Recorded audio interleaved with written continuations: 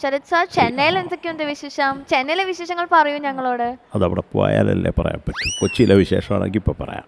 എന്നാ കൊച്ചിയിലെ വിശേഷം പറ കേക്കട്ടെ. എല്ലാവരും ചെന്നൈന്നല്ലേ ഇപ്പൊ ഇങ്ങോട്ട് ആ വന്നത്? ചെന്നൈന്നാ വന്നത്. പക്ഷെ ഞാൻ കുറെ നാളായിട്ട് ഇവിടെ ഉണ്ടടാ. ചെന്നൈ സുഖം, എല്ലാവരും സുഖം. അയ്യോ, ഞാൻ ഇന്നലെ ശരത്തേട്ടൻ്റെ അനിയനെ ഞാൻ ആദ്യമായിട്ടാണ് അദ്ദേഹത്തെ കാണുന്നത്. ഞാൻ അല്ലാതെ കണ്ടിട്ടുണ്ട്, നമ്മുടെ ഫേസ്ബുക്കിലും പാടിയിടുന്നതും അല്ലാതെ. മോളുടെയും നല്ല ഉഗ്രൻ ടാലന്റ് ആണ് മോള്. അതിൽ അവൾ ഒരു ഫിലിമിന് മ്യൂസിക്കും ചെയ്തു. മ്യൂസിക് ചെയ്തു. നമ്മുടെ അടുത്തൊന്നും പറയാതെ.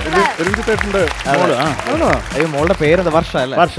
yes. വർഷ മ്യൂസിക് ചെയ്തിട്ട് എൻ്റെ അടുത്ത് എല്ലാം കഴിഞ്ഞ് എൻ്റെ മിക്സും ഒക്കെ കഴിച്ചിട്ട് അച്ഛാ ഒരു പടം ചെയ്തു കേട്ടോ. നമ്മുടെ ഒറ്റ അടി വെച്ചിട്ട് ഇത് തുടങ്ങുമല്ലേടി പറയണ്ടെന്ന് പറഞ്ഞ് 4 ചീത്തൊക്കെ വിളിച്ചതിനെ. ടാലന്റഡ് സിംഗറാണ്. ഞാൻ ഇന്നലെ ശരത്തേട്ടൻ്റെ അനിയനായിട്ട് ഇങ്ങനെ സംസാരിക്കും. ഡിറ്റോ ശരത്തേട്ടന്റെ ശബ്ദമാണെങ്കിലും ആക്ഷൻസ് ആണെങ്കിലും നമ്മളെ കളിയാക്കുന്നതാണെങ്കിലും എല്ലാം ആ ഒരു ചെറിയ വ്യത്യാസമുള്ളൂ. ഞാൻ നല്ലവൻ.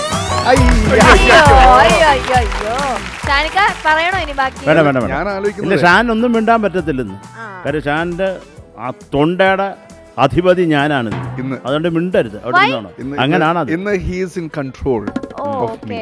ഇന്ന് ശരത്തേട്ടൻ പറയുന്നിടത്താണ് എന്റെ സ്റ്റോപ്പ് ആൻഡ് ഗോ. അത്രേ ഉള്ളൂ. നിർത്തും, അത്രേ ഉള്ളൂ. വേറെ അതിന് മാറ്റമൊന്നുമില്ല.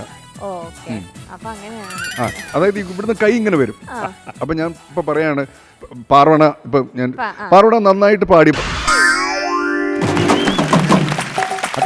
ഇതാണ് ഇവിടെ നിർത്തടേ എന്ന് പറയാൻ പറ്റത്തില്ല. നമ്മൾ